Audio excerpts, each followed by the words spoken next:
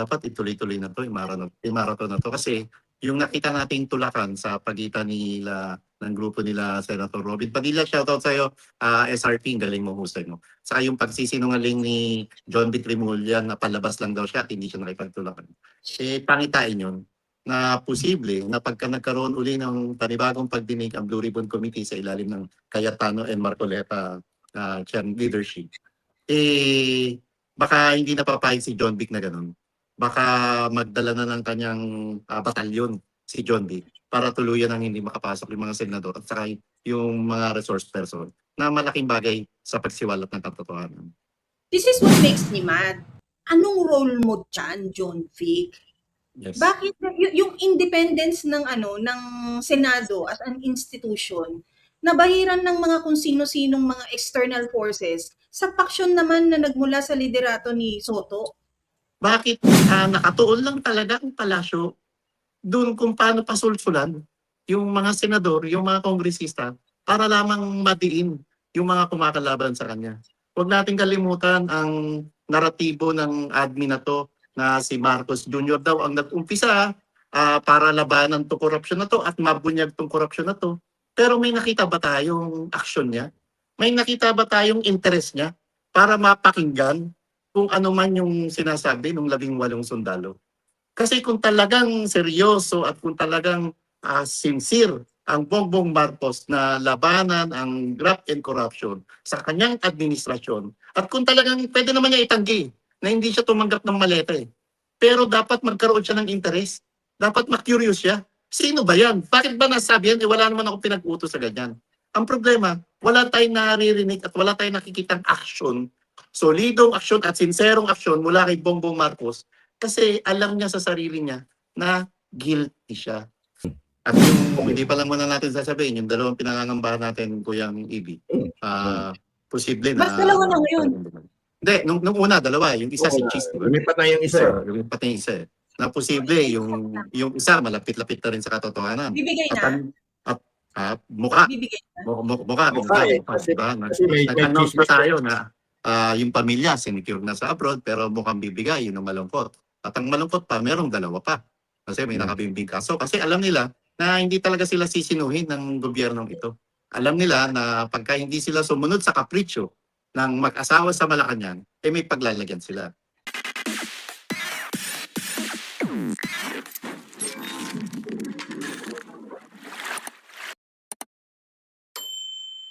Kuyang maraming naghahanap sa iyo sa grounds kahapon. Okay, no? Sa Senate. Single mom? Alam mo, Kuyang, ito, buhay na saksi ako Kuyang, buhay na saksi at narinig ko kung ano ang sinabi ni Pamela kung bakit wala ka raw sa Maynila. Kulang ka raw ng pisong pamasahe. Sabi ngayon, sana sinagot na. Pero kami, ma'am, may extra, pero unahin pa ba namin siya? Walang Dinali ka, Kuya ka. Kuya, dinali ka. Dinali. Walang nga talaga to si Pamela. Hindi, pero hinanap ka ng pamilya defensor buong angkan. Pati si Ma'am Julie sa kapatid ni Madam. Ay, hello Ma'am Julie at Kong Mike. No? Tapos sabi nila, ay buti na lang, wala talaga. Itatago ko lang sana wallet ko. Nanonood sila ngayon, Kuyang. Araw-araw daw pinanonood nila yung awayan natin online. Lugi ako, wala akong ganyan. Lugi ka Marlon, kahapon wala ka, no? Probably one of those. Salamat nga pala kahapon, no, Pam? Na-stream mo rin sa third floor. 8 hours na live ko yun at nandun si Pam at nandun si kasi namimiss ko rin yan Pam di ba yun yung mga live namin nun kina Joey at Sas hanggang madaling araw. Kuya, pasensya na ate, alam mo naman ako daming ganap sa buhay, kahit nga masama pakiramdam kailangan natin puntahan. Oo. Okay naman at nandun kayo sa ground. Bawi. Gaano pa rin kabigat ang mga issues na nung from the were there new revelations, were there new names we heard from the statement or finally this time formalizing the affidavit of the 18 soldiers, no? Yes, na-formalize. Sabi ko nga 90% ata ng testimonya doon we've already read sa affidavit nila, no? Pero iba kung yung sila mismo swore under oath in a Senate Blue Ribbon Committee hearing. But then again, there were about probably 1% doon ay talagang napaka-explosive, no? Na mga revelations. Remember nung Sorry lang. Ang maganda lang din kahapon, hindi nila binabalikan yung affidavit nila na basahin. It's already, oo, alam nasa nila. cerebrum nila no? Talagang alam nila natandaan ko ito si Attorney Levy, di ba, in-interview natin. So, yung mga tanong ko noon, pang-kanal May nang babae ba? May mga nagatid ba ng babae? May na good time ba? Di ba? Pero ni Attorney Levy na sabi niya, saka natin sasagutin. At, hindi niya kinukumpirma. Pero kahapon, masyadong bombastic yun. Under oath na may mga talagang tinahatidan ng babae, mga babae. At may mga bagong pangalan na mga binanggit na tumanggap ng maleta o ng pera. At saka hindi pa tapos yun, ha? Hindi pa. Ang tanong kailan?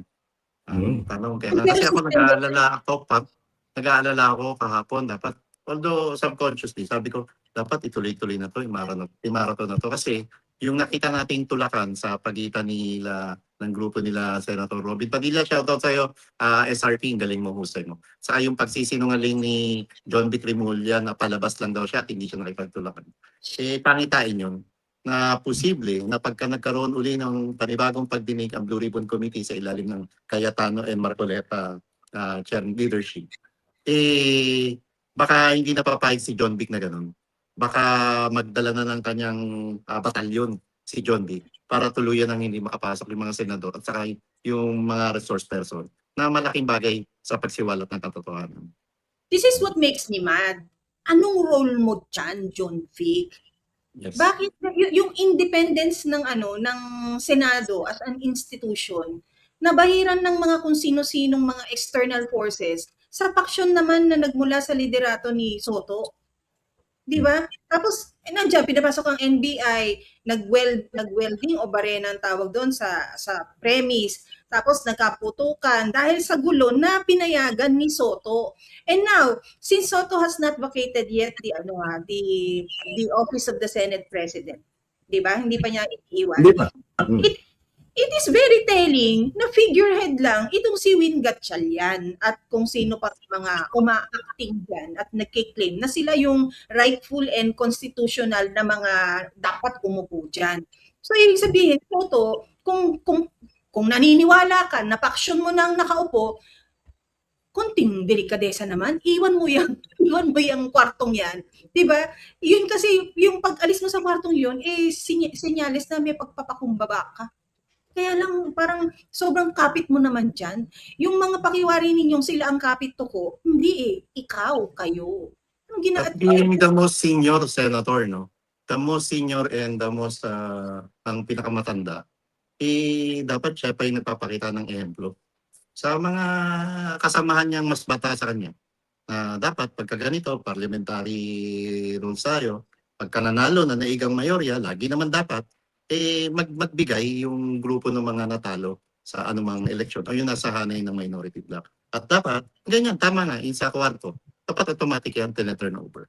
Ang problema, dahil nga ayaw nilang tanggapin ang liderato ng isang Alan Peter Cayetano bilang bagong Senate President, dahil maliban sa ayaw nila ang pagmumukha ni SP Alan, ayaw nila na malantad yung katotohanan. Kung saan nga nabanggit yung pangalan ni Tito Soto sa Maleta Scandal, kanya-kanyang sabotahe na ang ginagawa sa Blue Ribbon Committee. Alam mo, Marlon, kaya nga I have to go back to what Lito Banayo said. He couldn't figure out anong nangyari kay Ping Lacson, who happened to be his long-time close friend. No? Yes. Ako naman, aaminin ko, ako minsan ding naging tagahanga ni Ping Lacson because in my high school years, he was Metro Discom pa noon Metropolitan District Command dito sa Cebu. Wala pa yung provincial, wala pa yung PNP dyan noon. Ping Lacson was the provincial director, or the district director of Metro Discom dito sa Cebu. At nilinis niya. At during that time, it was now Vice Mayor Tomas Osmeña, who was the mayor then. And in fact, I could argue that during that time, marami ang daming extrajudicial killings sa Cebu. Because at that time, nauso yung Sparrow Unit ng NPA, urban operatives, kung saan nilalapitan lang yung mga pulis. Tapos tinitira nila. In fact, in one of my front entrance of my school, Catholic school, nagta-traffic yung isang pulis. No? Tinira doon. And then, in 2022, because I campaigned against Bongbong Marcos talaga. Anti-Marcos talaga ako. I'm batang anti-Marcos talaga ako. Lalo-lalo na kami dito sa Cebu. Alam mo, hindi ako nakapag-decide sinong ilalagay kong presidente. Although I've decided already na si Inday talaga yon, no? Yung BC ko. In fact, I wanted her to run for president. Alam mo, last minute, Marlon at Pam, alam mo sino yung ginawa kong protest vote na alam ko hindi mananalo? Si Ping Lacson in 2022. So it was Lacson, ang presidente ko noon was Lacson. BC ko noon was Inday. No? So again, this is no longer about the character of these people. Yung character nila, tinapon na nila sa basura, Marlon at Pam. You know why? Because ayaw ng nasa under dibunal sila, kumbaga sa Bisaya, ng Malacanang. Hawak ang mga bayag, hawak ang mga liig nila ng Malacanang. Precisely because meron din silang skeletons in the closets na tinatago. At nalaman natin yan doon sa mga pahayag ng mga 18 former soldiers. At hindi lang yan, umpisa pa lang yan. Doon sa mismong affidavit as testimonya nila. Ito yung kinatatakutan ng lahat ng taga Malacanang at Nina Soto. Because pinangalanan na si Bongbong Marcos. Pinangalanan na si Sandro Marcos. Pinakita na ang mga litrato na nandoon mismo sa bahay nila sa Paway, Ilocos Norte ba yun? O yan, sundan mo lang yan Sundan ko lang yan. Total, binanggit mo rin naman yung nakaraan. Ako naman yung personal na karanasan ko kay Senator Ping. Hindi ba PNP chief yan? Kasi nag-cover tayo ng defense reporter sa crime reporter tayo. Kinover na natin yan. Hanggang maging PNP chief siya, hanggang siya yung hepe ng PAOCF, Presidential Anti-Organized Crime Task Force. At nakita natin yung dedikasyon niya. Hanggang naging senador siya. Nung naging senador nga, nung PNP chief siya, unpopular siya sa crime media, PNP media. Hanggang nung naging senador siya, natuto makisalamuha sa media. At maganda naman talaga. Pagka siya nagsalita, marami tayong nalalaman. At nakita naman natin yung advokasya niya. Kaya nga yung paraan ng pagtatanong ko kay Sir Lito Banayo, sabi ko, alam natin, solido, konkreto, at alam natin yung dedikasyon ng Ping Lacson. Naitanong ko yung kay Lito Banayo. At kahit yung mga nakaraang vlog pa, matatandaan mo to during yung midterm elections, yung kasagsagan ng kampanya. Lagi kong sinasabi, parang nga napahiya ako ron. Lagi kong sinasabi na huwag kayong papasiguro kay Ping Lacson, kay Tito Soto, kasi may prinsipyo yan. Ang pinupuntuhan ko na wag papasiguro yung Marcos administration. Kasi naniniwala ako na dahil sa prinsipyo ng dalawang senior citizen na ito, na mga senador, gagawin nila ngayon yung kanilang trabaho bilang senador, kung ano rin yung trabaho nila bilang nung mga batang senador pa sila. Ang nakakalungkot, at i-claim ko rin kahit paano, magkakilala kami ni Senting, no? Nagkakasama rin kami sa abroad. Pati ako nagugulat. Kaya ganun ang tanong ko kay Sir LB, kay Lito Banayo, kasi alam ko na mas malapit siya kay Ping Lacson. Ang problema lang, ano ba talaga nangyari? And shoutout nga pala sa anak ni Senting, si Jay. Kaibigan din natin yun. Diba? Yun na yun. At again, let me just emphasize, no? This is about Malacanang and this is about the preservation of their power, no? At alam mo, ako, sinabi ko na rin ito, no? They are pushing the envelope, 'di ba? 'Di ba sabi ko, they kept on pushing the envelope. Unang ginawa nila is to demolish Inday in her first impeachment complaint, February 5, na ni-rush nila in just 6 hours in 2025, February 5. And then kasi walang nag-alsa 'di ba? Nag-rally ang INC January 13, 2025 against impeachment, 2 million people. Pero in-impeach pa rin nila si Inday February 5, no? Less than a month, walang nangyari, hindi lumabas yung mga tao. Sabi siguro nilang Bongbong Marcos, putang ina, we have the momentum now. They cannot gather enough strength, no, to go out, no? Although merong warm bodies, pero kulang yung action. Pangalawa, sabi nila, tuluyan na natin ito si Digong. Kasi si Digong yung figurehead nila. O kaya ngayon, from February 5, no, just a month and a few days later, on March 11, kinidnap na nila ngayon si Digong. Ngayon, nagprotesta yung mga tao. Daming tao. May 28, March 28, birthday ni Digong. Daming tao. All over the world. Million. Eh ano nangyari? Sila pa rin yung nasa kapangyarihan. Okay? So ngayon, sabi nila siguro, uy, eto na. Wala na si Digong. May impeachment na si Sara. Eh, mag-i-election pa. Eh, naon siya may yung plano nila. Kasi it should have been na ma-impeach na si Inday after Digong's kidnapping. Eh, bumaliktad si Cheese. Ewan ko bakit. No? So, hindi natuloy yung impeachment. Tapos, nagpalabas ang Korte Suprema ng desisyon, declaring it unconstitutional. Iniba ngayon nila yung playbook. Oh, yung playbook nila, ganun pa rin. Impeach Inday again, Bato de la Rosa, kasi nga, para makunan physically ng isang senador, kasi gusto talaga nila i-ship out to the Hague si Bato para magiging 23 na ang Senado at ang common denominator dyan is 23 na lang. Therefore, 12 will now become the new majority. So in-apply na naman na nila yan sa maling prosesong ginawa nila ngayon eh. So ang tanong diyan, sino ang dudulog sa Korte Suprema? 'Di ba? Sino ang makikipaglaban na ako dapat yun, hindi ikaw? I read something na parang ang PDP Laban will file some petitions in the Supreme Court. I don't know how true, no? Pero may nabasa ako kanina eh.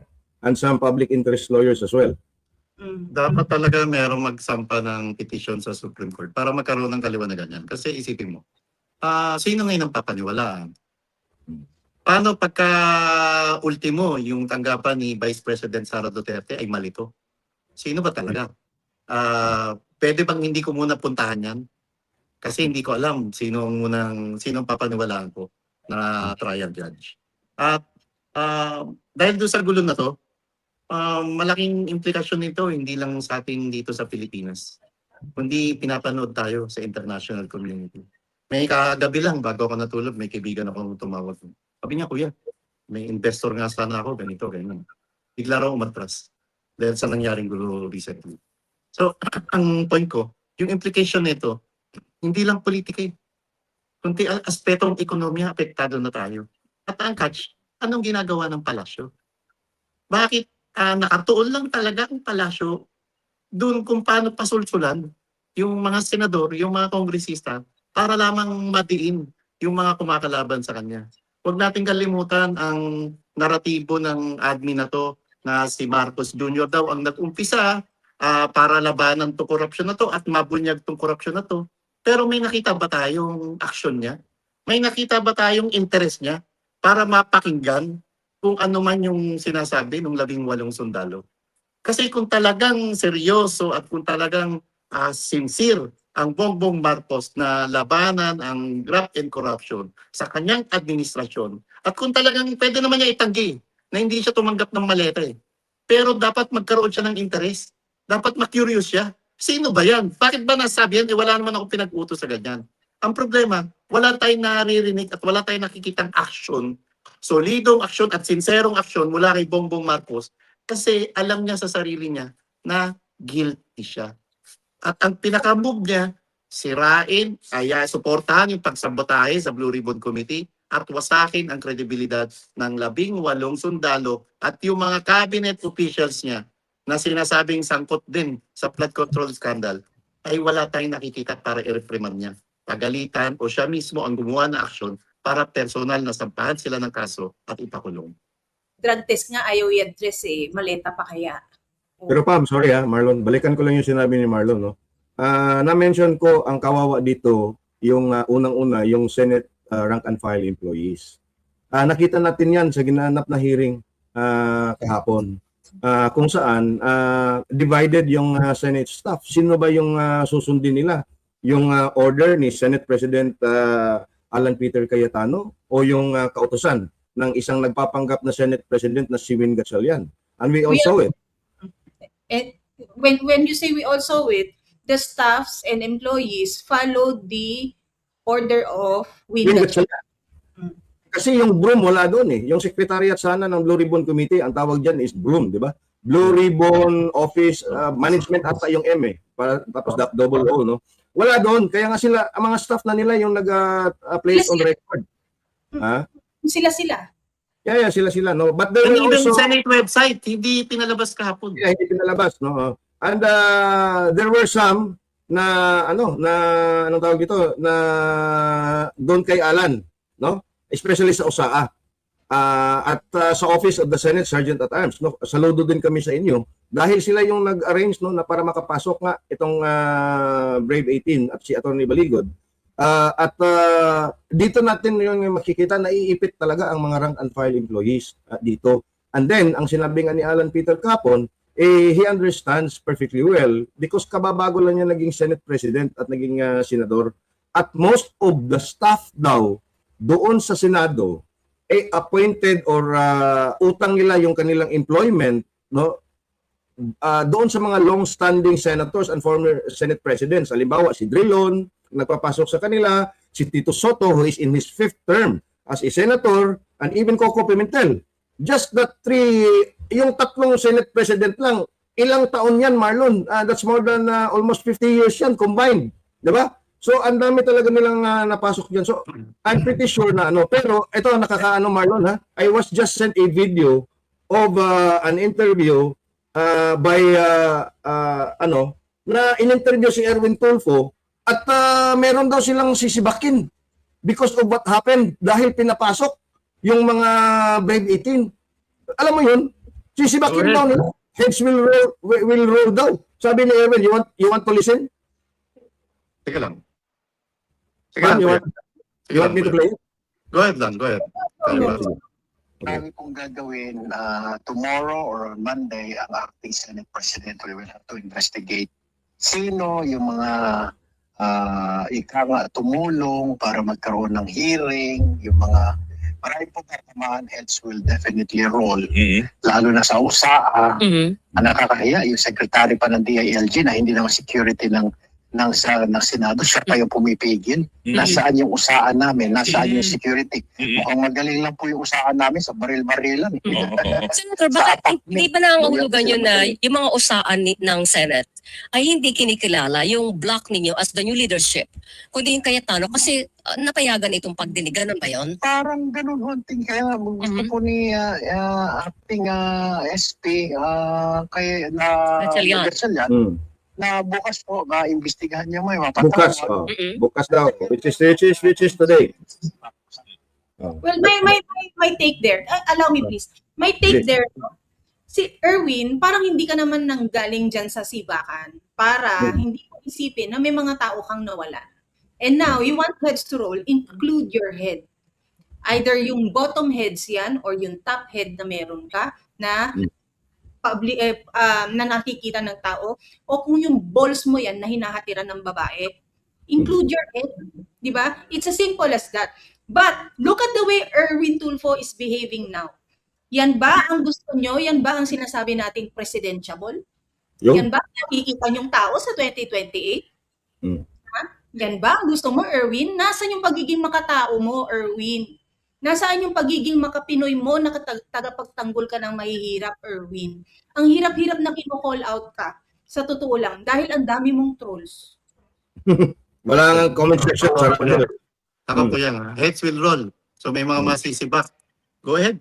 Dagdagan mo pa yung bilang ng mga kababayan natin na walang trabaho. Dagdagan mo pa yung bilang ng mga kababayan natin na basag yung mga pagkainan. Na walang ipang tutustos sa kanilang mga anak, sa kanilang pamilya. Diba? Dagdagan mo pa. At yun ang magiging sagot mo. Nasaan ka? Nung binugbog si Terence Lim na isang miyembro ng USAA, nagsalita ka ba? Nagsalita ba kayong magkapatid? Tapos ganyan dahil nalilito sila, hindi nila alam sino ang sino ang susundin nila, pag-iinitan nyo. Senate President pa rin ang isang Alan Peter Cayetano, wag mong kalimutan. Siya pa rin ang lehitimong Senate President. Kung ikaw ang lumagay sa lugar ng USAA, mas papakinggan pa rin nila talaga ang Senate President na legit kaysa sa acting. Tapos ikaw na rin ang nagkumpirma na ang tumayo pang security, ang tumayo pang humarang si John Vic Remulla. So sino ngayon ang sinungaling sa inyo ni John Vic Remulla? Ikaw o si John Vic Remulla na sinabi niya papalabas lang siya ng pinto at nasa lubong niya lang yung grupo ni Senator Robin Padilla. Tapos sa interview na yun, ang tawag niya kay Win Gatchalian is still an acting Senate President. Meaning, he still recognizes Alan Peter Cayetano as the legitimate Senate President. Di ba? Tapos kasalanan ngayon ng USAA kung kilalanin nila yung legitimate Senate President. Yun. Di ba? Magaling lang kayo sa babae. Di ba? Pero I have to go back to Alan Peters' press con kahapon, Marlon at Pam, no? Sinabi niya, and I agree, no? Definitely I agree with what he said kahapon na sana meron na silang 13. Sana meron na silang 13. Sana lumipat na kung sinong gustong lumipat para wala na tayo sa isang political and constitutional crisis. Because pag klaro na yung 13 na hinihingi ng ating constitution, sa kanila na talaga yan.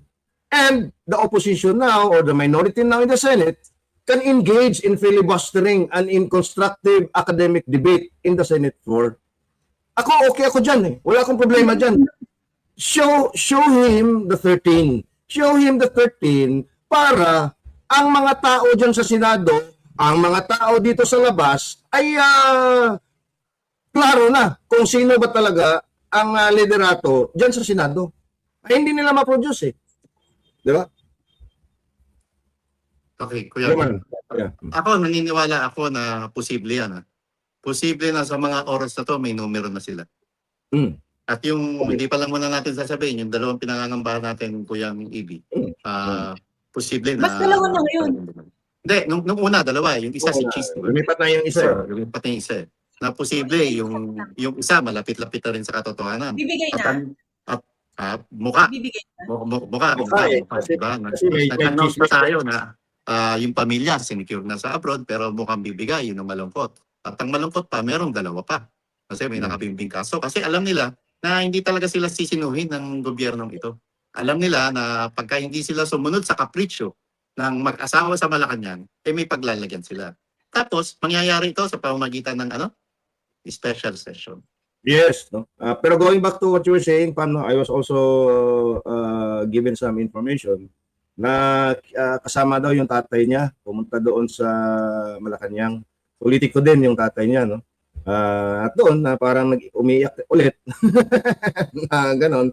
Pero no, ganon naman talaga yung buhay. Pero yes, Pam at Marlon, ilang ulit na nating sinasabi to, no. Itong administrasyon na ito was so emboldened because people did not make any protest when Digong was kidnapped. Hindi, sorry si Marlon, meron lang siyang pending kasi. Okay. So yun ang ano natin, no. But in any case, tama, no.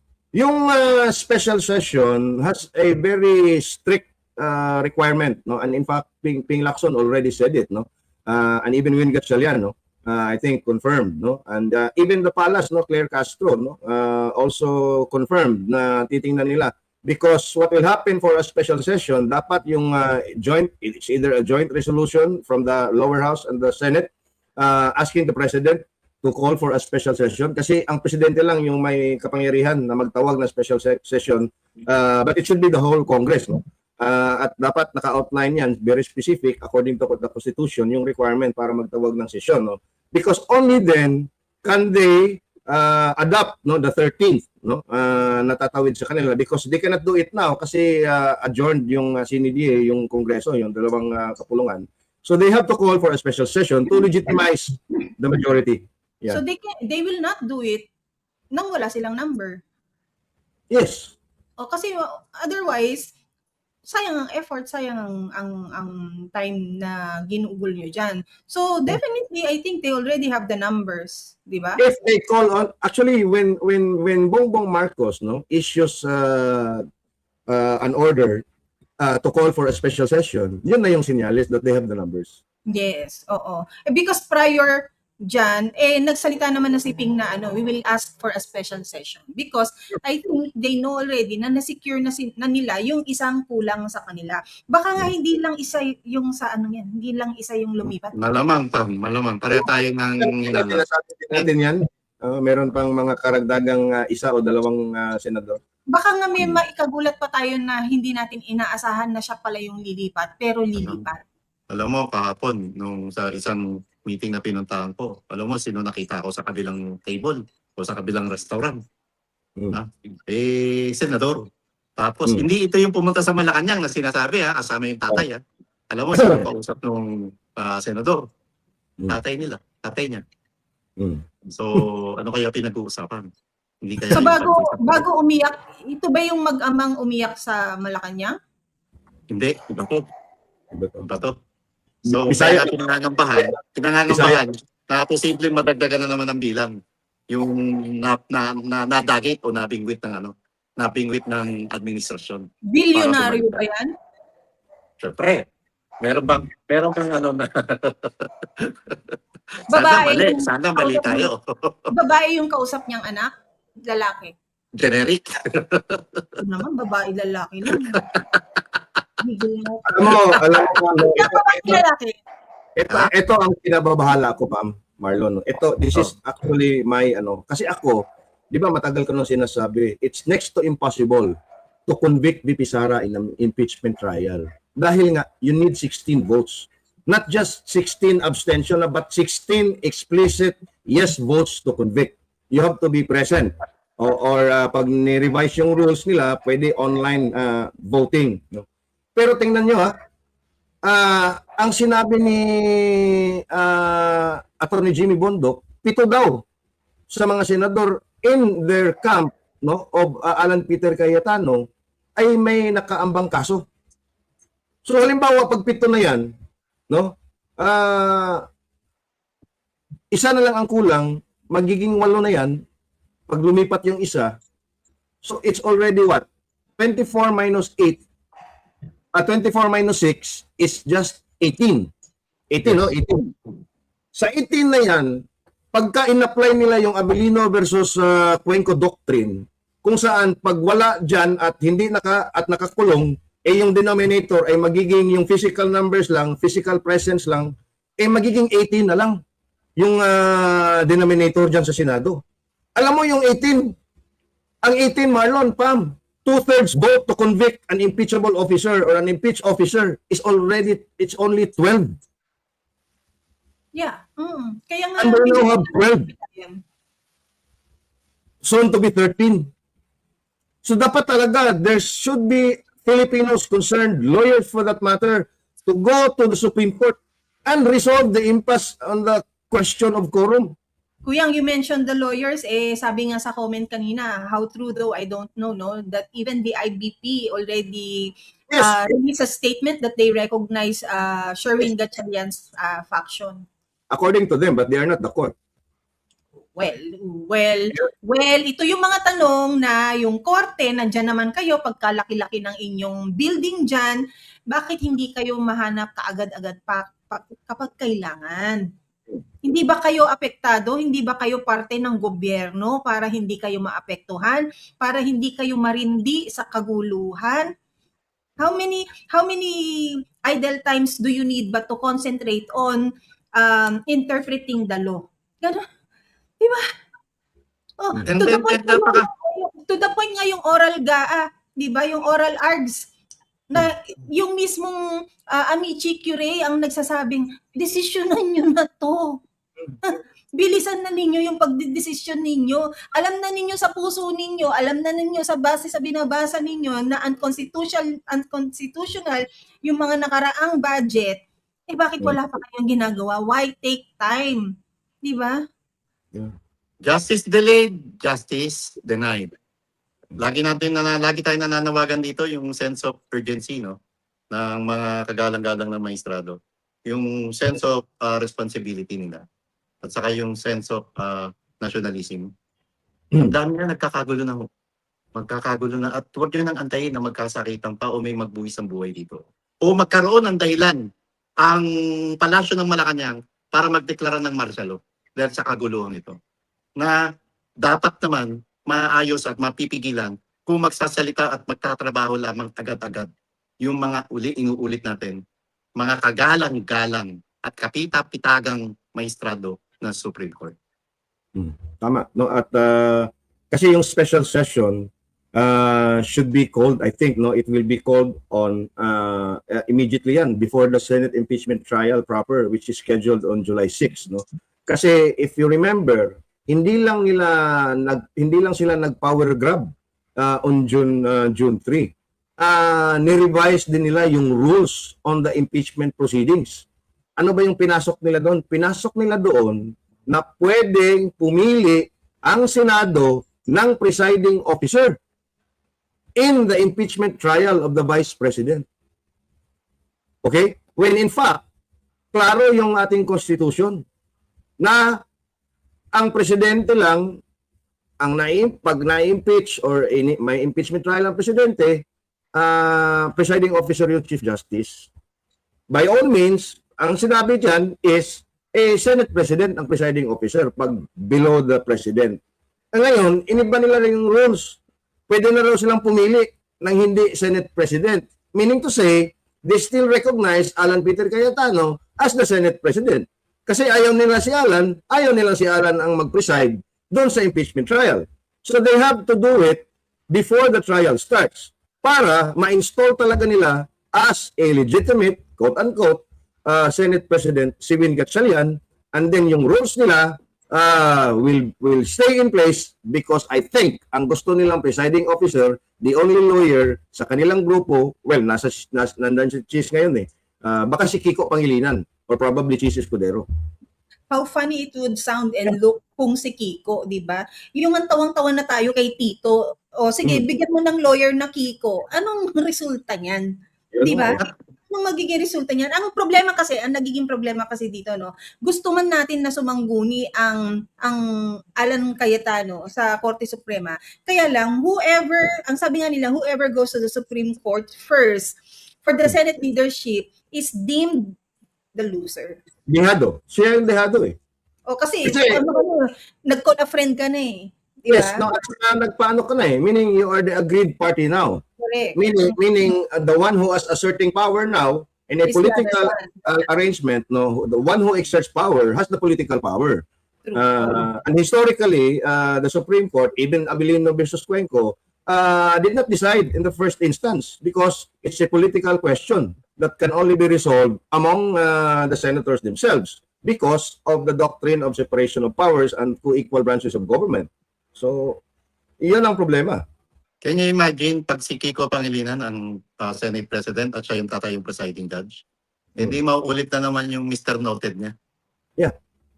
Noong 2004, kung saan yung bilangan na nangyayari sa pagitan ng then presidential candidate Fernando Poe Jr. at yung kalaban niya na si Gloria Macapagal-Arroyo. Tapos yung napipintong pagpalit sa Senate leadership, no? Tama si VP Sara. Ang direksyon nito, hindi lamang pigilan yung flood control scandal, hindi lamang para diinan yung impeachment trial sa kay VP Sara, kundi pati yung pinatatakutan natin na charter change para lamang ma-extend ang termino ni Bongbong Marcos. Yes, you know why? Ito yung legal premise. Easily yung House of Representatives, no? They can actually file a bill or a resolution calling for a constituent assembly because easily they can generate 257 signatures, no? That's more than 2/3 vote for a constituent assembly. Now, if they have an absolute majority or 2/3 vote dyan sa Senado and ratify the resolution of Congress for a constituent assembly to amend the Constitution, they have the numbers already. So, tama ka, Marlon. Una dyan is to demolish the Duterte, no? Ikulong mo si Digong, tanggalin mo si Inday, and then term extension na. Pag hindi nangyari yung term extension, Marlon at Pam, ano ba yung last ace up their sleeve? Ano ba ito yung pinaka-delikado at pinaka-madugo na option nila to remain in power? Gera. A shooting war in the West Philippine Sea and in the South China Sea. Yun yung last card nila. When all else fails, no? Pag hindi na-convict si Inday, no? Pag hindi natakpan yung flood control at na-expose talaga si Bongbong Marcos, pag hindi nila na push yung charter change at yung term extension nila, wala nang ibang gagawin ulit. Shooting war, false flag operations, so that Bongbong Marcos can now declare martial law. Correct. Hindi naman lahat ng Pilipino may kakayahan na mag-ibang bansa para doon muli magsimula ng buhay. Tapos hindi naman lahat, kagaya ko, gusto ba ng puso ko na doon ako magsimula ulit? Pilipino ko bansa ko to Bakit ako di ba? Tama ba ang tanong na binigo tayo ng bansa natin o binigo natin bilang mga Pilipino ang bansa natin? Sino dapat sisihin? Tayo o yung bansa natin? Di ba? Saan, hindi lahat kagaya nila, sino man dyan. Kaya hindi lahat kagaya nila Martin Romualdez na may buhay sa Spain, may bahay sa Spain, merong polo team, tama ba? Yung hockey? Oh, basta merong polo team sa Spain na nandyan na nakalagak na sa Spain. Look at Zaldico, kaya siya malaya ngayon because meron siyang ibang buhay sa ibang bansa na hindi lang Pilipinas. Pero tayo mga Pilipino, saan tayo pupunta? Kapag nangyari na yung sitwasyon na sinabi ni Kuyang Ibi na hinihintay lang para mag-declare sila ng martial law. Yung isang digmaan na yan na hindi naman natin laban. Sa tingin nyo ba, ilang bomba lang ang kailangan ng bansang ito para mapulbura tayo? Saan tayo sisilong? Saan tayo pupunta? May airport pa ba na pwede tayong umalis? May value pa ba ang pera mo noong mga panahon na yun? Sa darating na, di ba? Ma'am, correct ko lang yung sinabi ko kanina. Sorry ha, it's 2/3 yung nasabi ko. May nag-comment dito, tama siya, no? It's actually 3/4, no? 3/4 vote. House and Senate voting separately for a constituent assembly or any constitutional amendments, yes. Yun. So, sino ang merong hindi ginagawang parte para ipaglaban kung ano yung dapat na sa iyo? Di ba? Yung kung ano yung dapat sa iyo na Pilipino na nagrereklamo pero walang ginagawa. Di ba? Nasasaktan, umaaray sa mga bagay-bagay pero walang sinasabi. Di ba? Nakakakita ng mali pero hindi tinatawag yung pansin ng taong nagkamali. Di ba? Saan tayo pupulutin yan? Kapag nagkataon. Kami nga, ito, sabihin na natin, middle class, nag-aalala. All the more na dapat mag-alala rin nasa laylayan din. Di ba? Ang middle class aaray yan. Middle class is the new poor eh. Bababa na rin yan. Bakit? Sa tingin nyo, pag walang galawang ekonomiya, kayong mga milyonaryo, kayong mga bilyonaryo, mananatili kayo sa bansa? Di ba? Mananatili kayo sa bansa? Kayong mga nakaupo na inilaban ninyo yung mga pwesto ninyo, paano kayo makakapangurakot? Oh, I'm so worried. Paano kayo makakapagnakaw?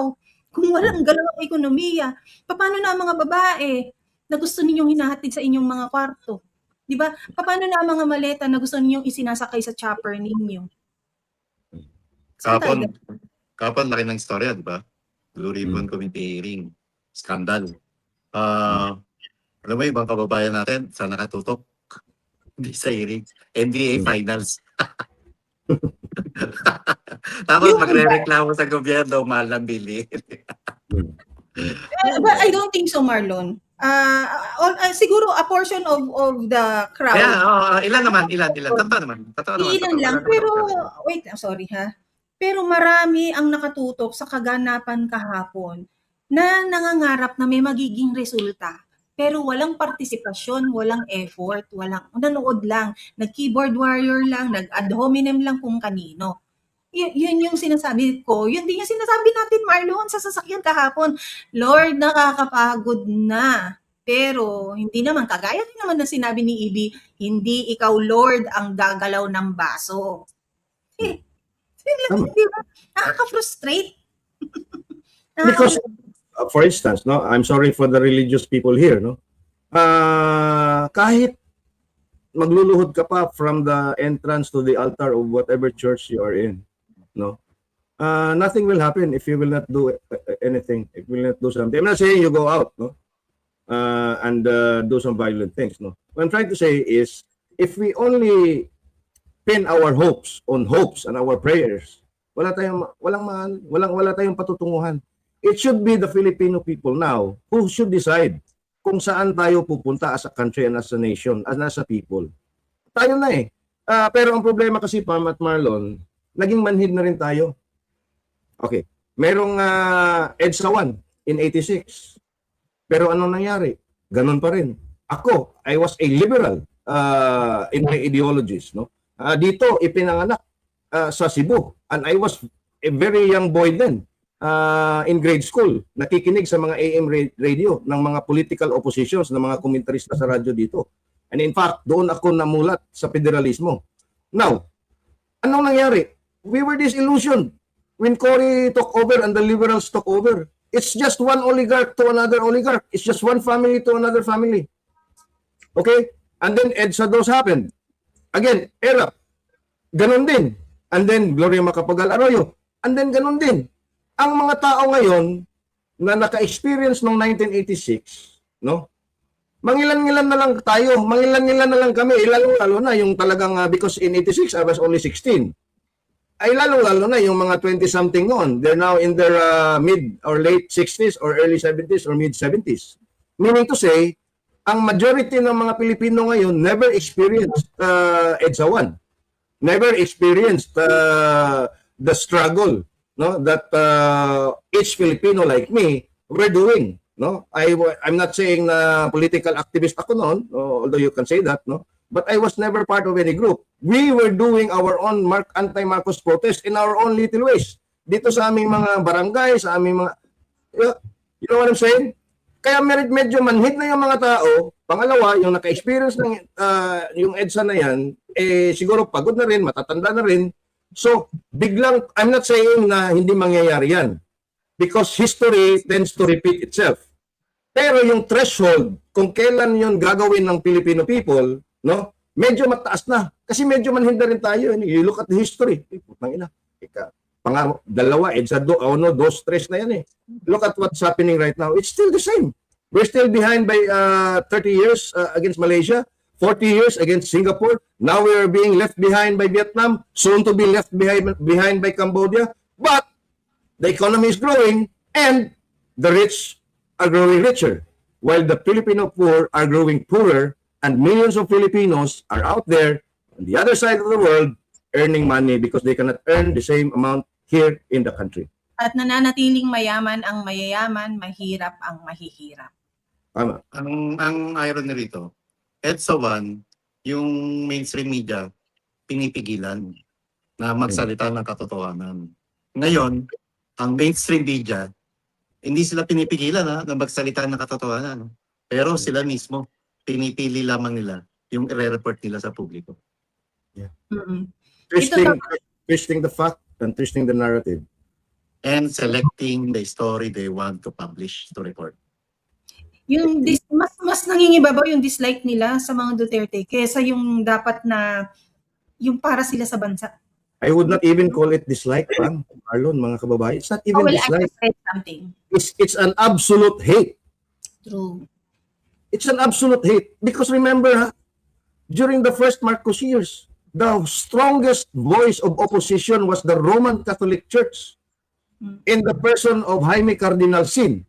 In fact, our Archbishop here in Cebu then, the late Ricardo Cardinal Vidal, was even criticized because Vidal was very soft on Marcos, unlike his counterpart sa Manila na si Cardinal Sin. Di ba? Ngayon, yung lahat ng institutions, dito lang sa amin sa Cebu, all universities, private, mostly Catholic run schools, universities, all of them against the Marcoses, against Marcos. The public intellectuals, no, yung Mosquito Press, even the local AM radio commentators, anti-Marcos. LGUs, anti-Marcos. The Osmeñas, the Garcias, the Cuencos, lahat ng mga traditional names na yan. The Ramas. Pero nasaan na ba yun ngayon sila? Di ba? Tomas Osmeña. And they hate the Dutertes. And they hate the Dutertes for what? For doing the right thing. Yes. Maganda punto mo, no, Boyan, no? Pinunto mo yung sila Jaime Cardinal Sin. Alam nyo ba na meron pang ilang kasamahan tong 18 sundalo na to na lalabas? At matagal na natin naririnig ito, siguro mga 2 months. Sinabi din naman niya kahapon yan, di ba? Yeah. Meron lalabas. Pero alam nyo ba 19. sino handler nila? Ang handler nila ay isang bishop. So ang tanong ngayon, anong dahilan bakit hindi pa lumalabas? Para hindi masira yung momentum, dapat to. Ngayong araw na to, lumabas sila, di ba? Pero Ang why tanong don't ngayon, you handler, Marlon?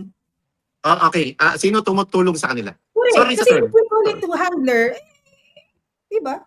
Sorry sa term. Ang tumutulong sa kanila ngayon ay allegedly ay isang bishop. So ang tanong ngayon, kailan pa ilalabas ng bishop na yun?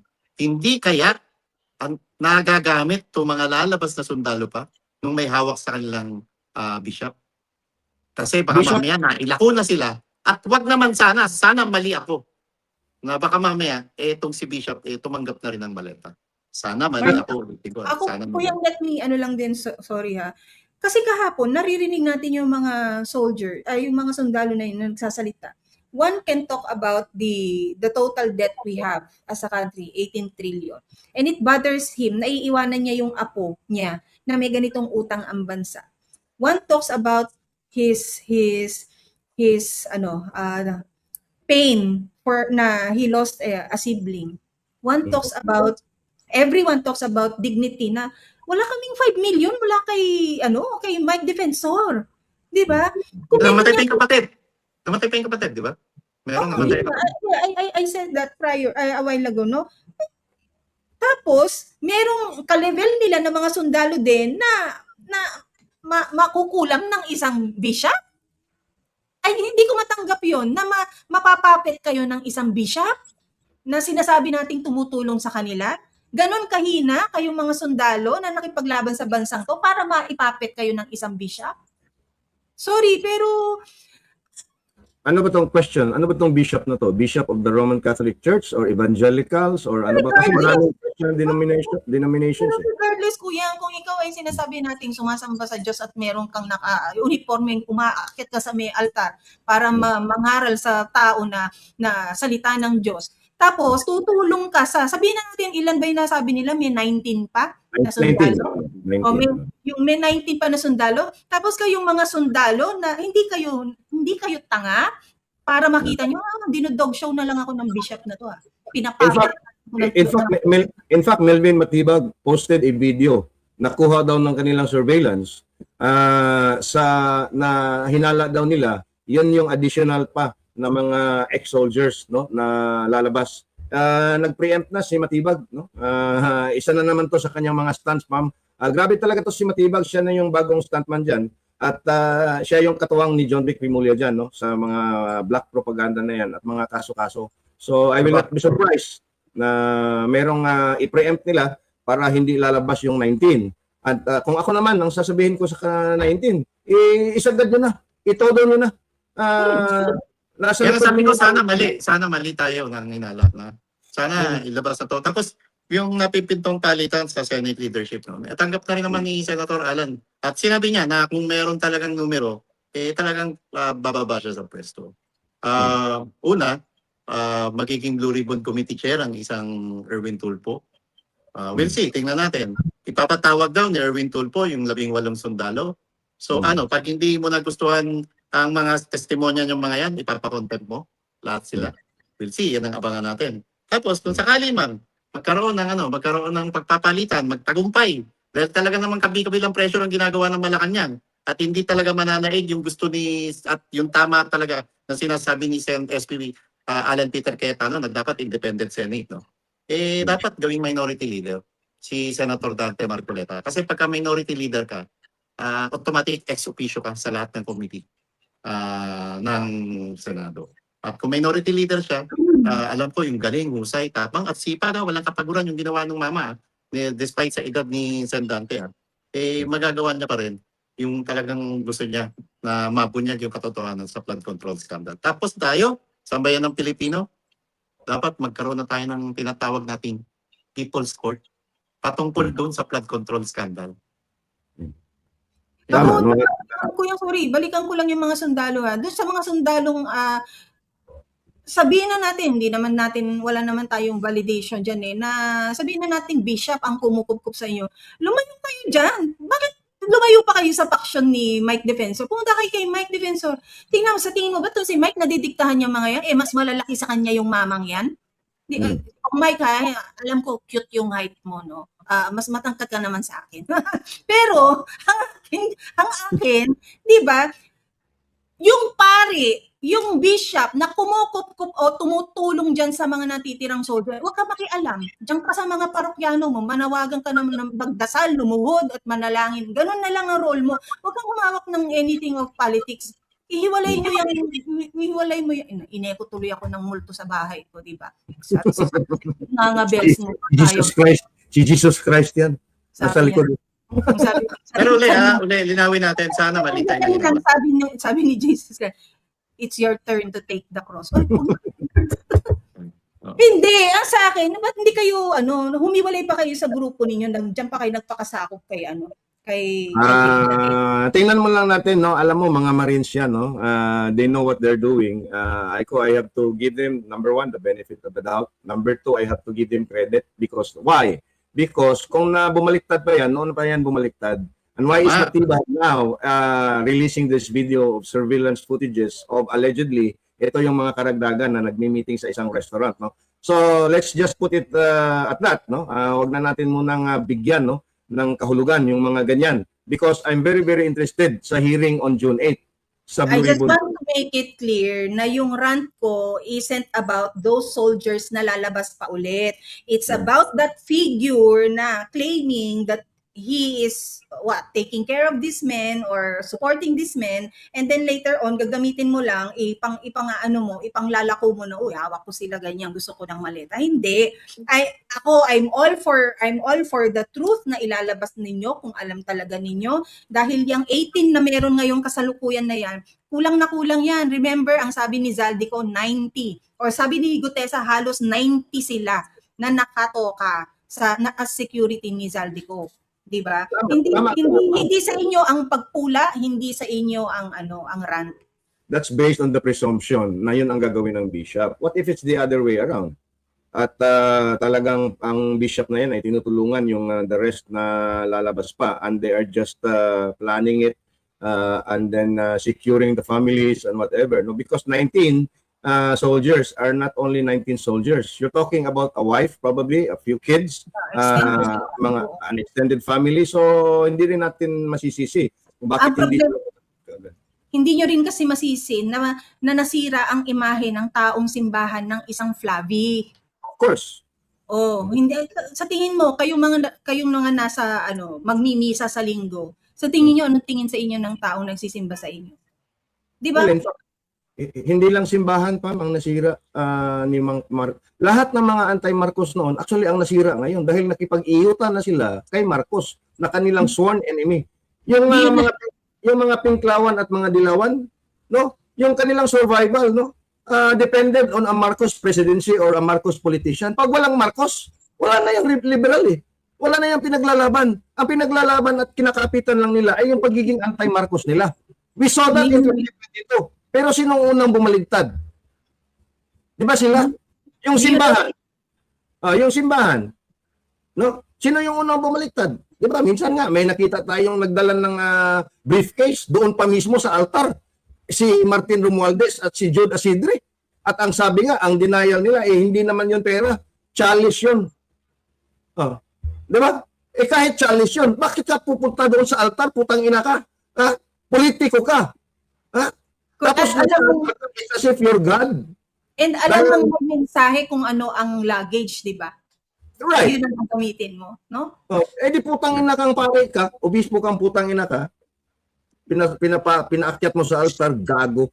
Hindi, ni-unite na kasi sila ni APC.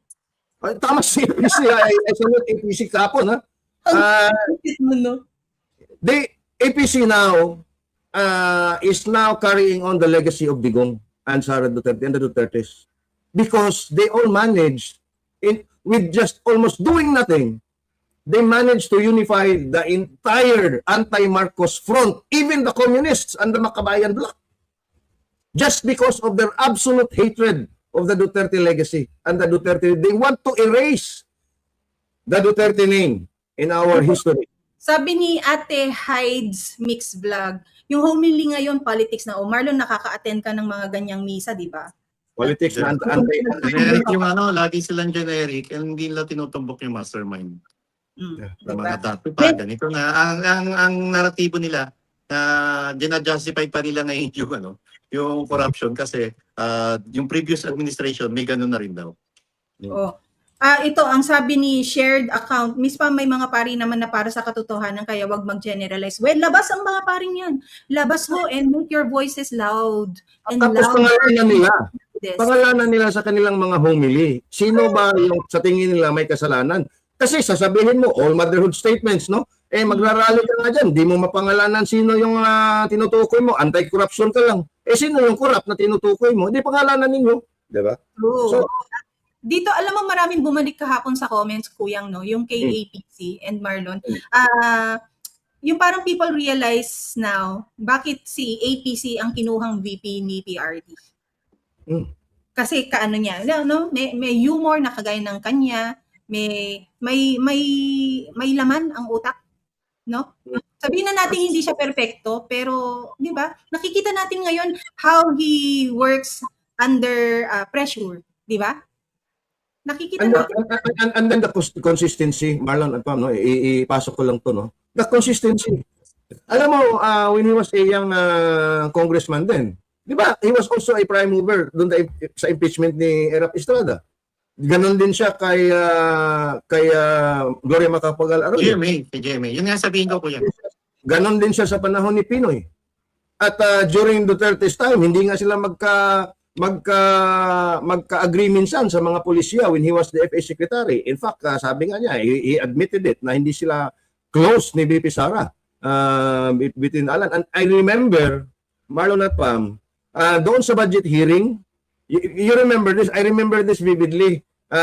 Yung sa budget hearing ba yon or sa isang Senate hearing doon sa Senado at nagtanong si Senator Alan kay VP Sara mismo. Kinumusta niya si VP Sara. Anong sagot ni VP Sara noon? Hanapin mo nga ito, Pam, yung clip na yon. Ang sagot ni VP, sorry Senator, ayoko kasi makipag-plastic. Kasi ang sabi niya, kumusta ka na, Madam Budget VP? hearing yata yan. Budget hearing yon sa Senado, no? Para bang nag-lunch ka na ba? Parang gano'n? Oo. Oh. Tapos yung ang tinira-tira niya si Risa. Oo. Hanapin ka. Oo, 'di ba? Hanapin mo 'yon. Ang galing noon, ang Yes, sir. one of the best moments, no? When Inday doon sa Senado mismo. Grabe. One of the truest also na nakita One of natin the walang pretense, di ba? So ngayon, Pam at Marlon, balikan natin yung hearing on June 8.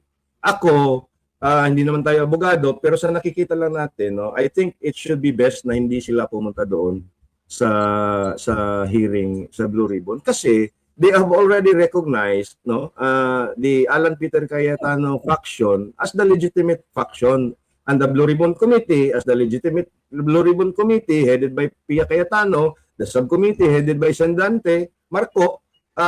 Pagka umattend pa sila, they are also giving credence and legitimacy doon sa Blue Ribbon ni Erwin Tulfo, effectively recognizing the acting presidency in the Senate of Win Gatchalian. So, I hope they will not attend. It's a trap. Kasi, delikado yan, Pam, Marlon.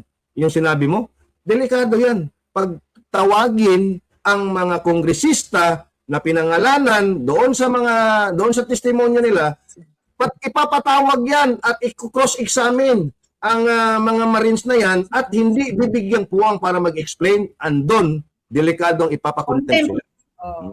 Magpapaulan ng contempt si Erwin. Yeah. Ako naman, Nabasag ang betlog niya sa nabasag betlog mo tsaka ego mo di ba? Hindi nga natin alam ngayon saan ka natulog kagabi. ako naman, hanggat walang 13, itong grupo nila Win Gatchalian, wag dapat talaga sila pumunta. Yeah. Pero pagka meron ng 13, puntahan pa rin nila. Alam naman ng 18 sundalo na to yung kakahinat na nung ginawa ng pagtindig sa prinsipyo nila. Alam na nila na anong klaseng panggigipit at posibleng ang abuhay pa maging kapalit para lamang magsiwalat ng katotohanan. At ang maganda rito, may kukumpara kung anong klaseng pagdinig ang gagawin ng isang Erwin Tulfo, kung siya pa rin talaga ang chairperson ng Blue Ribbon Committee. At may kukumpara kung anong klase yung ginawang pag-handle kahapon bilang ni Senator Dante Marcoleta. At puro sigawan yan sa Lunes, yung mataas na boses kaagad ni Erwin. Sa Lunes yan. You have to already expect that, no?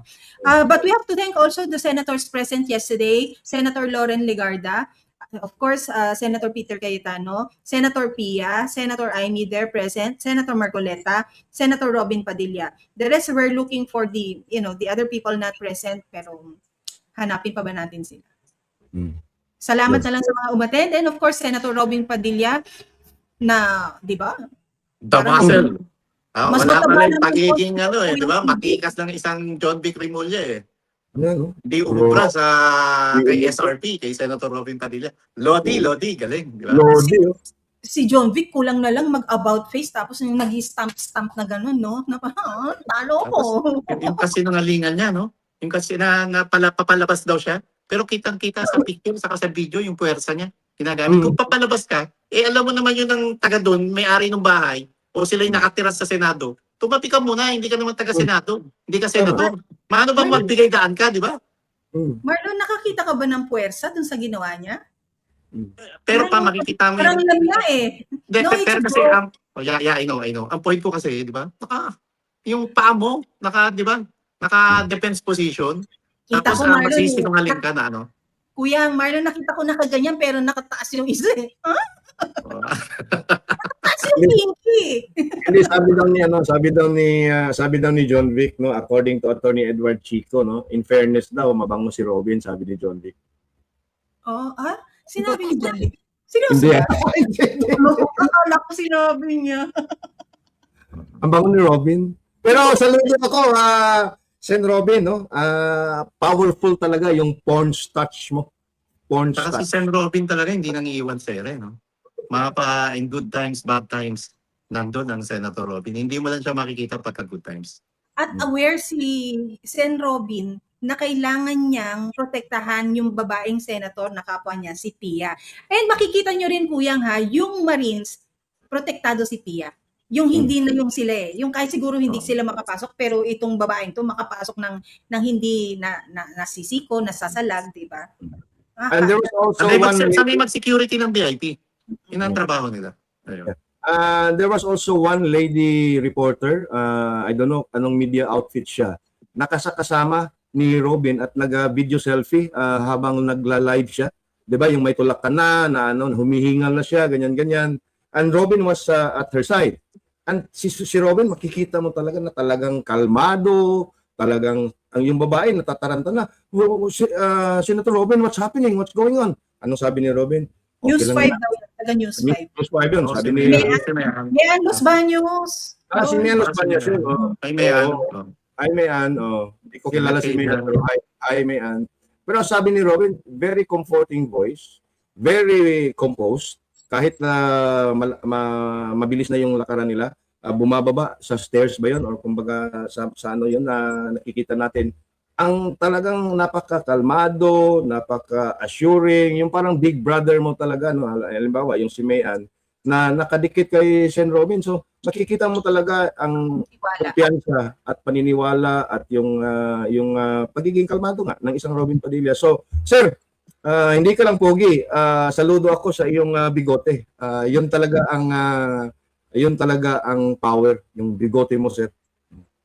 At yung disiplinadong yung kamay ni Senator Robin Padilla na yung hindi siya makasage, makahawak kung kanino, 'di ba? Alam niyang he knows how to also extract himself from the situation. Kasi nung nakalagpas na si Pia, sa likod na siya ni John Vic dumaan tapos tinakasan na niya. Si John Vic nag-about face na, nagtatatantrums doon. Tumaas daw yung kilay, gumanon daw. Kasi nabura yung Ito na blush. pansin, balikan ko nga, baka umano yung ilong eh. Baka nga. Alam mo, halik lola? Yung yakap lola, halik lola. Halik lola. Yung kuwari nakikipag ano ka, in-exhale na lang niya nung nakawala na. Parang hindi nagtantrum, parang nakilig pa nga eh. Kinilig ba? And of course, maraming salamat kay Kong Mike for making the impossible happen yesterday. No, akala natin papapasukin, akala natin outside de Colombo. And of course, the way also Senator Marcoleta handled yung interrogation, no, na inuna niya talagang una niyo nang masabi na yung first family sangkot, ha, kasi unang-unang nasabi yan. And then of course, kay Senator Marcoleta, sana nga hindi na niya binawi yung galit niya sa media eh. But then of course, as someone na highly look up to, somehow you have to be grounded na nag-apologize naman siya. No? He said more than the Marines and the other na hindi natin dinidiscount, ako din ay saludo kay Amy Marcos. Dahil siya mismo, kapatid niya yon ng presidente, pero siya mismo ang nag-expose, siya mismo ang nag-highlight, siya mismo ang nagdi-discuss doon sa mali-malitang deliveries sa isang bahay sa Paway, Ilocos Norte, kung saan kilalang-kilala niya yung bahay. Makikita mo sa mukha ni Amy, no? Di ba, Pam, Marlon? Na yung parang... And maliban sa mga senador na to, no? At syempre kay Kong Mike, kay Ma'am Julie, thank you sa mga riders na Ayun. umiscort kahapon sa 18 sundalo mula White Plains.